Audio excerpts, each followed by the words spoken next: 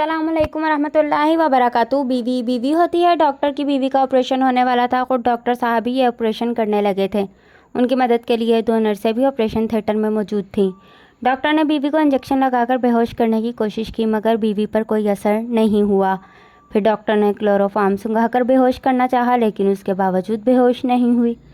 ये देखकर डॉक्टर साहब बहुत परेशान हुए। अपनी शौहर डॉक्टर को परेशान होता देखकर बीवी ने कहा, जब तक ये दोनों चुड़ैलें तुम्हारे साथ होंगी, मैं कभी भी बेहोश नहीं होंगी।